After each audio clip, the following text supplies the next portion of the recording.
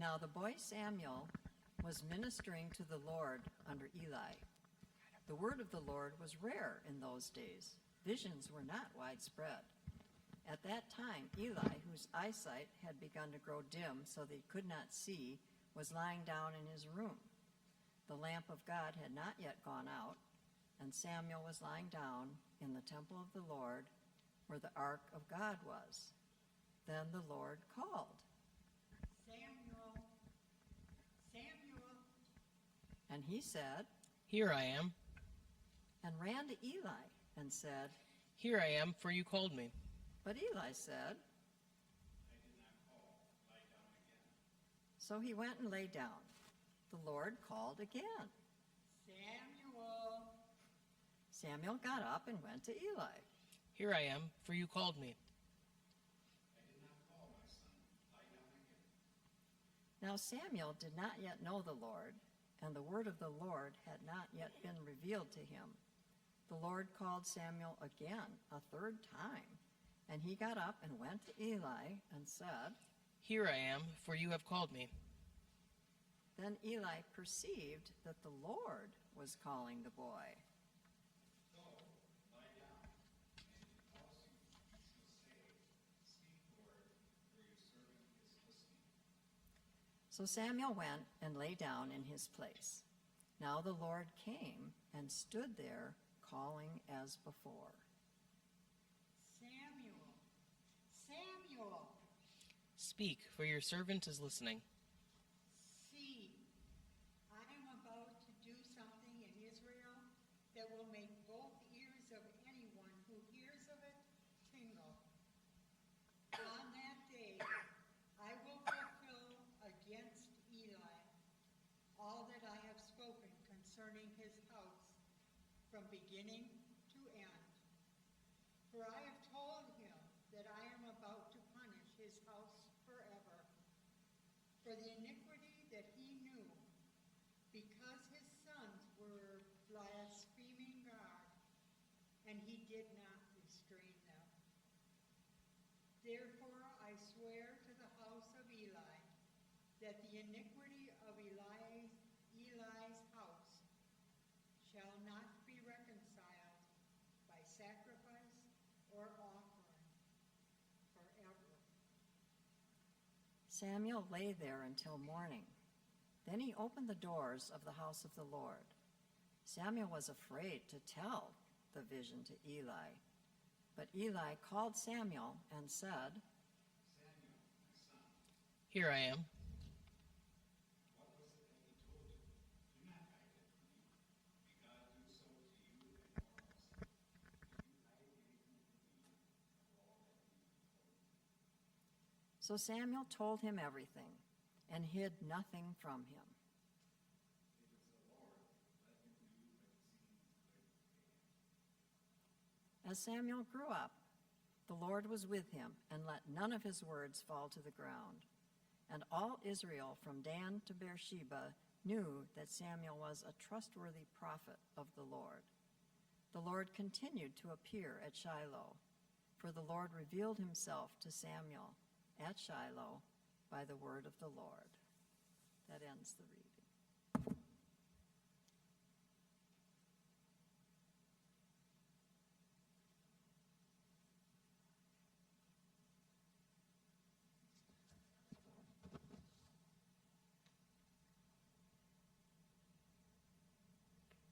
I just need a second. Got a little bit of a skeleton crew today.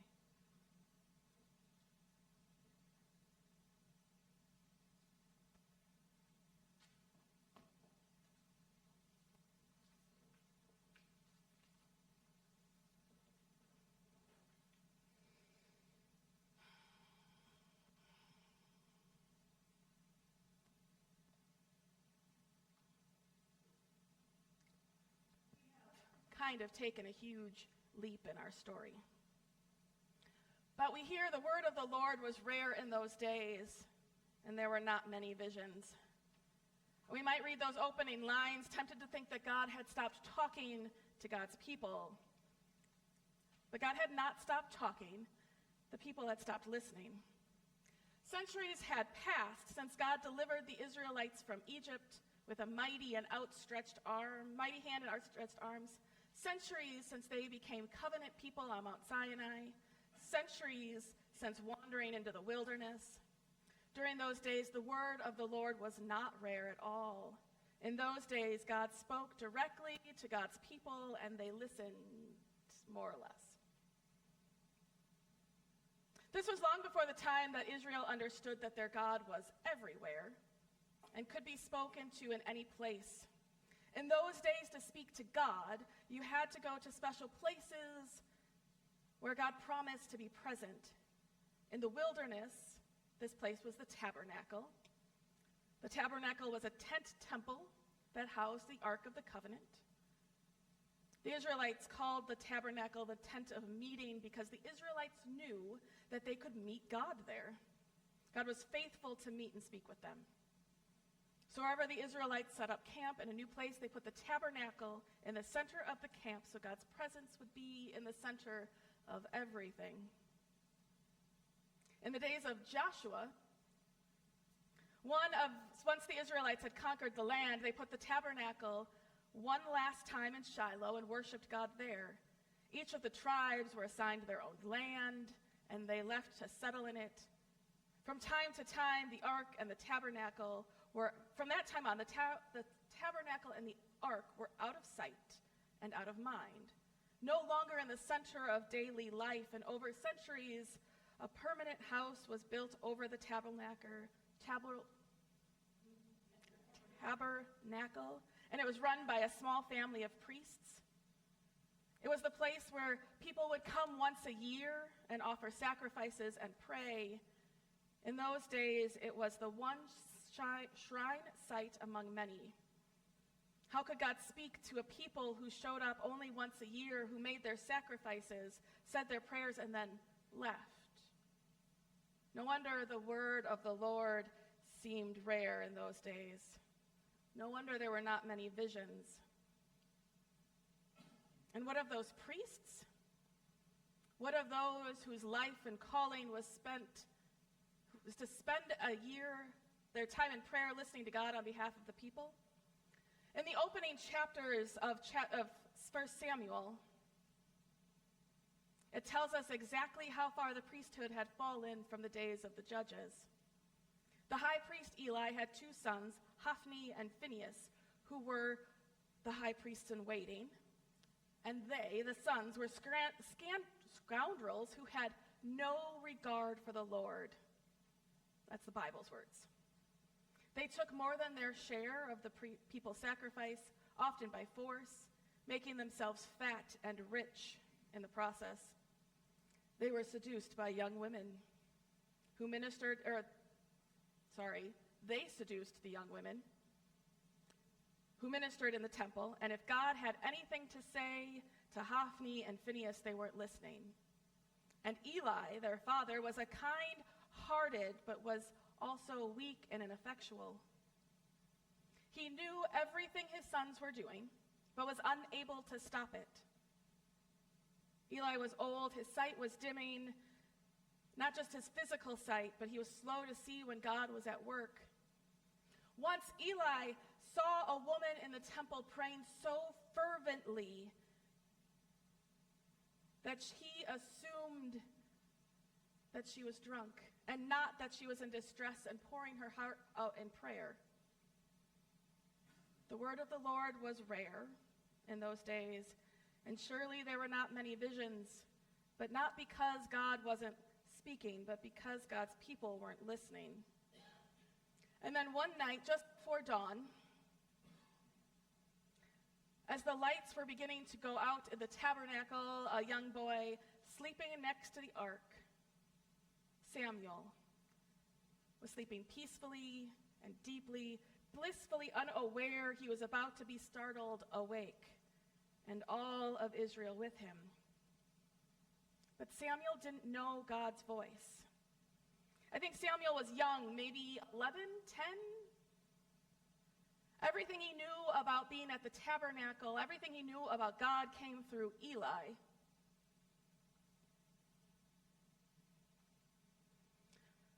And no one had taught Samuel to even expect to hear God's voice. It had become so rare. It wasn't even an option in Samuel's mind that God would speak. So it kind of makes sense. When Samuel heard God, it sounded like the voice of Eli.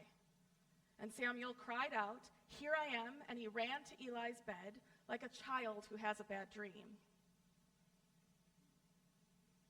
Now, you may or may not have noticed that many of the texts we've been looking at over the last few weeks involve someone saying, "Here I am." When Esau came before his father, Isaac, when Jacob pretended to be Esau and stood before Isaac, it was Isaac that said, "Here I am, my son." We saw it when Moses noticed the shrub on fire, and God says it in some version during our text from last week when God gives the people food. This is the Hebrew word hineni, which means more than just "here I am," like calling roll call in school. Instead, it's saying you're all in or fully committed. It's saying yes to the question before the question is even asked. Eli is Samuel's mentor and guide and everything for Samuel. And so the answer he gives is always going to be yes. But it turns out he doesn't know who he's talking to. Sometimes I think we can be envious of Bible times when it seems that the word of the Lord was so abundant in the stories and visions were so frequent. I imagine some of it is because we want to be the certainty that comes with a vision, or that comes with a voice of the Lord. And I think that might just be optimistic. I mean, I want clear knowledge and direction, but we want to know where to go and what to do, but not all of God's visions and words were clear. And I wonder, do we even know how to hear God's voice, or visions, or prophecy? Are we open to hearing God's words? Have we ever had someone tell us what God's voice might sound like? Have we been taught what to say or how to hear God? Because I think we want to hear God. But sometimes the world is so loud and so busy and so anxiety-producing and so full and so angry, it's hard to focus on anything else. Sometimes we might pray, "Here I am, God. I'll just do what you say. You just have to tell me what to say. You just have to tell me. You have to say it. I'll just do what as soon as you tell me. I'll go anywhere you want me to go. You just have to tell me what to do. I promise here I am." And we never pause. Now, according to a brand new legend, when the shepherds watched their flocks by night, the heavenly host appeared and the audience of the birth of the Messiah, and so they did so, shouting into a ram's horn, which amplified their voices. And one of the shepherds, after the wonderful event of that night, came to the pasture in the morning and found one of the horns laying on the ground. Knowing that the horn was holy and special, the shepherd kept it and passed it down generation to generation, and now resides in the monastery of the shepherds just outside of Bethlehem, a place just made up. The monastery, not Bethlehem. And it is said that this horn can amplify even the softest voices in prayer so that it can be heard across the heavens. The story goes, a young pilgrim showed up at the monastery hoping to make use of the horn. This pilgrim had been so frustrated by his prayer life. He prayed and nothing much happened. He felt unheard and that his prayers were ineffective, leaving him wondering if God cared about him or anything he had to say. So he made his trip up to the monastery and explained his trouble to the abbots.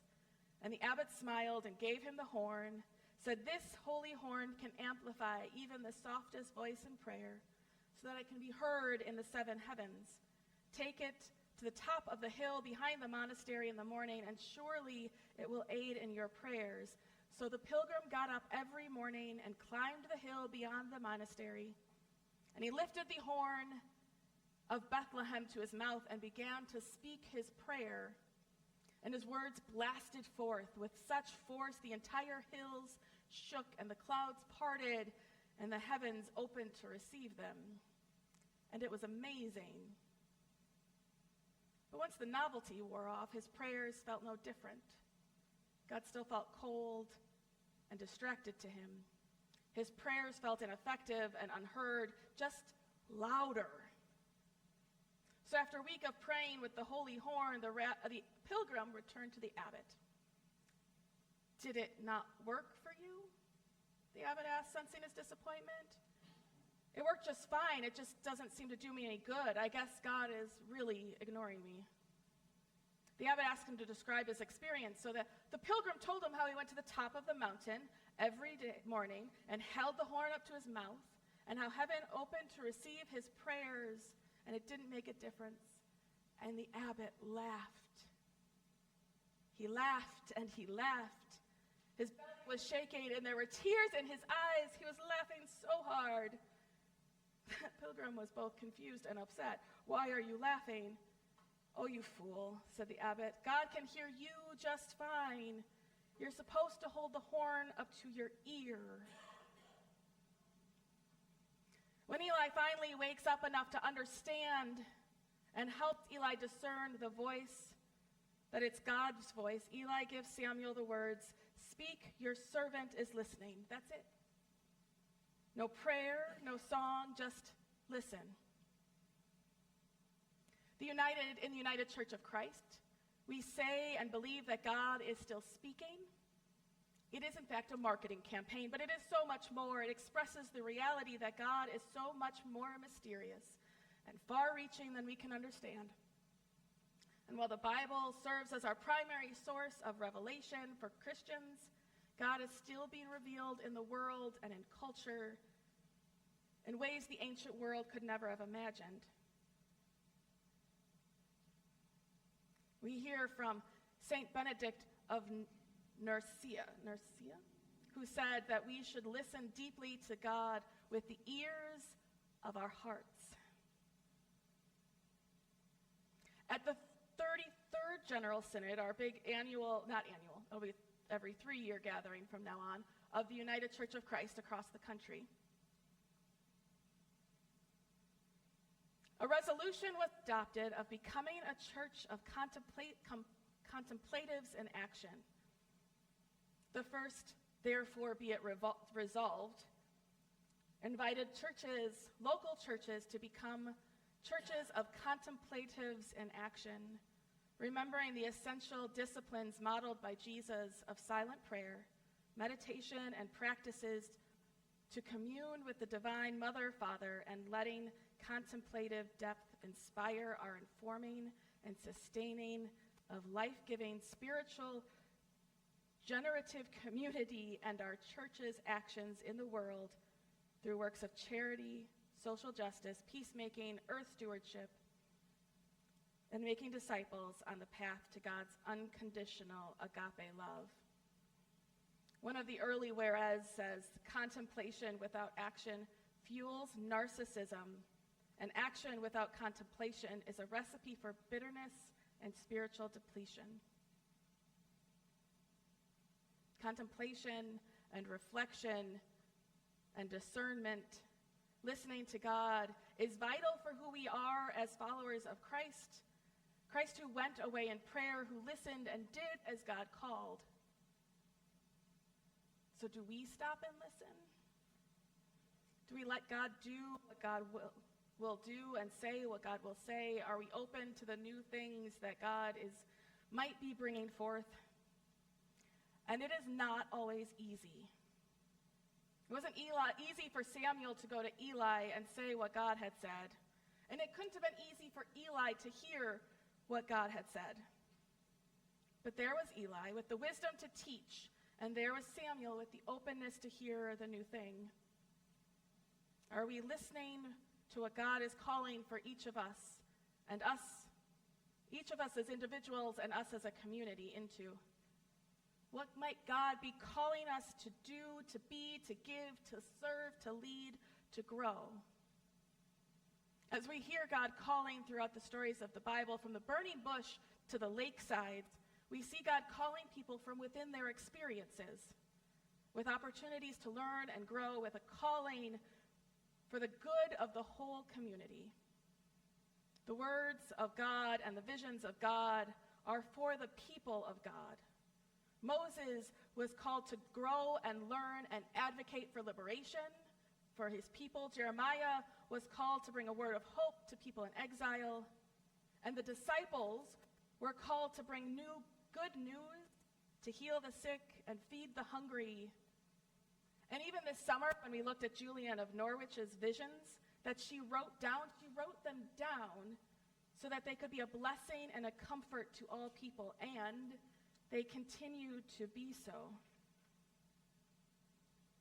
But sometimes it's hard to know what is God and what is other things, or our hopes. We find God in our experiences, in our lives, when we experience deep love and longing, transcendence, insight, life, presence, gratitude, patience, kindness, joy, peace, and more. Those things that God is, and when we experience them, that is an experience with the divine. How do we know if it's a spiritual experience? We're going to go through these fast. Is God's desire planted on your heart to pay attention to a little voice, to understand, to learn the nature of wisdom? Does what you're hearing you called reflect the Beatitudes, the Sermon on the Mount? Is it peacemaking?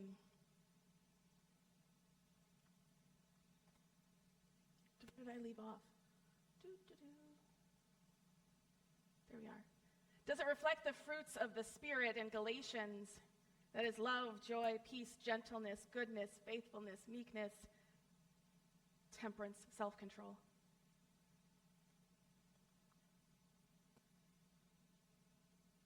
Invites you to think on these things of whatever is true and honorable and just.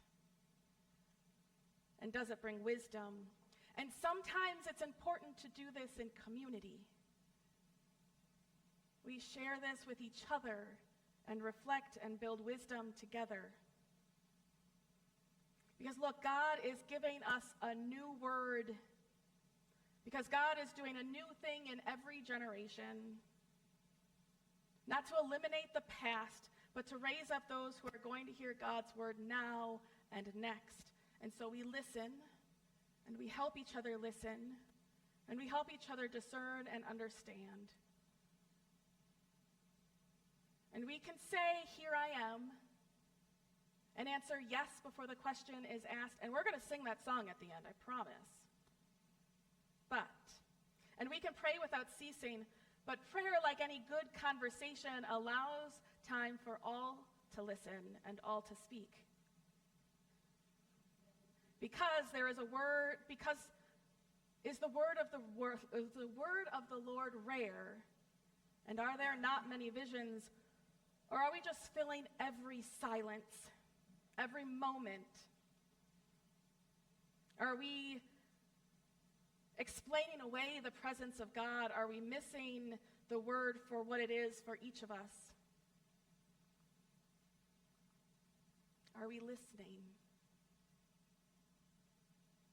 Because God is calling, and God is speaking. Can you hear it?